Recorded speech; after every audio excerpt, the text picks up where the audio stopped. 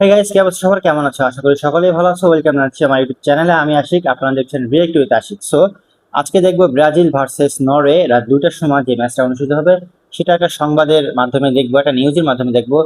চ্যানেলটির নাম হচ্ছে টাইম 24।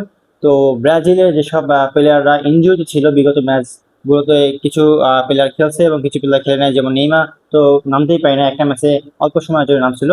আর রাফিনিয়া একটা ইনজুরির জন্য বিগত ম্যাচটা একটা ম্যাচ তার মিস হয়েছে।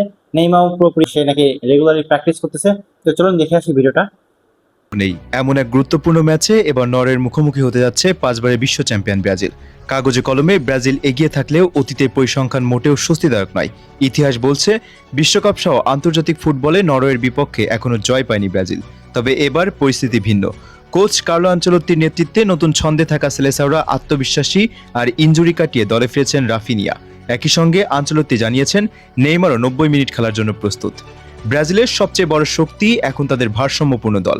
গোলপোস্টে অভিজ্ঞতা, রক্ষণে নেইমার হয়তো বা স্থিরতা, নামতে পারে এই মাঝমাঠে ম্যাচটাতে, নিয়ন্ত্রণ ঠিক এবং আছে। আক্রমণে গতি, সব মিলিয়ে দলটি আগের চেয়ে অনেক বেশি পরিণত।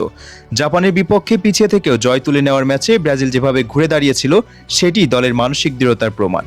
এই ম্যাচে সবচেয়ে বড় সুখবর রাফিনিয়ার প্রত্যাবর্তন।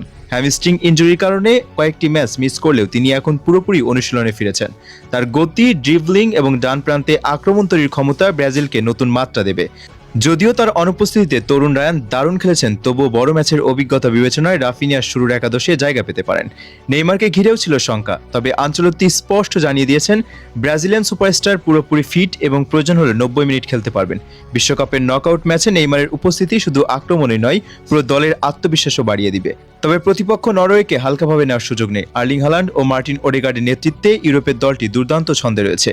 শেষ ম্যাচে আইভরি কোস্টকে হারিয়ে তারা তাদের কিন্তু আত্মবিশ্বাসের এই ম্যাচে সঙ্গে শেষ ইতিহাস 16তে রচনা এসেছে। করতে হবে, ঠিক দ্রুত আছে। কাউন্টার বিগত অ্যাটাক ম্যাচগুলোতে এবং একটা শারীরিক তো উইন করতে ফুটবলই পারে তাদের নাই, সবচেয়ে ড্র বড় অস্ত্র। করছে কিন্তু উইন করতে ব্রাজিলের পারে নাই জন্য ব্রাজিল সবচেয়ে কখনো। বড় চ্যালেঞ্জ হবে হালান্ডকে থামানো। বক্সের ভেতরে সামান্য সুযোগ পেলেই ম্যাচের মোড় ঘুরে দিতে পারেন এই স্ট্রাইকার। তাই মার্কিনিওস ও তার সঙ্গীদের পুরো ম্যাচ জুড়ে মনোযোগী থাকতে হবে। অন্যদিকে ব্রাজিলের আক্রমণে থাকবে একাধিক অস্ত্র। ভিনিসিয়াস জুনিয়রের গতি, নেইমারের সৃজনশীলতা এবং রাফিনিয়ার উইং প্লে নরওয়ের রক্ষণকে কঠিন পরীক্ষায় ফেলতে পারে।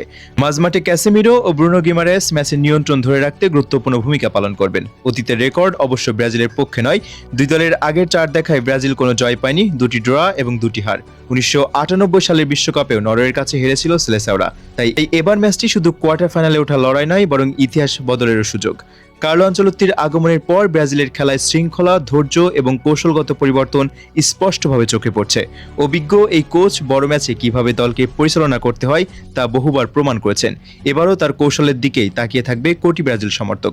সব মিলিয়ে ম্যাচটি সহজ হবে না। নরওয়ে লড়াই করবে সর্বশক্তি দিয়ে, কিন্তু ব্রাজিল যদি নিজেদের স্বাভাবিক ছন্দে খেলতে পারে এবং নেইমার, রাফিনিয়া, ভিনিসিয়াসরা সেটা দিতে পারেন, তাহলে আনচেলত্তির হাত ধরে অতীতের হতাশা ভুলে নতুন ইতিহাস গড়ে কোয়ার্টার ফাইনালে জায়গা করে নিতে পারে নরওয়ে সেলেসাওরা। কিন্তু চমৎকার খেলে, ঠিক আছে, বিগত ম্যাচগুলোতে আমি দেখেছি। তো এই ছিল ভিডিওটি। তো আমার মনে হয় যে নেইমার পুরোপুরি ফিট আছে, ঠিক আছে। সে হয়তো বা এই ম্যাচটা খেলতে পারে।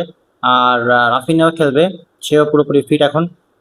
চমৎকার একটা স্কোয়াড হবে। আশা করি এই ম্যাচটাতে ব্রাজিল জিততে পারবে। আর এদিকে হল্যান্ডও খুবই ভালো খেলে, ঠিক আছে। তো নরওয়ের দল হল্যান্ড খুবই চমৎকার খেলতেছে, বিশ্বকাপে খুব ভালো একটা ফর্ম ধরে রাখছে তারা।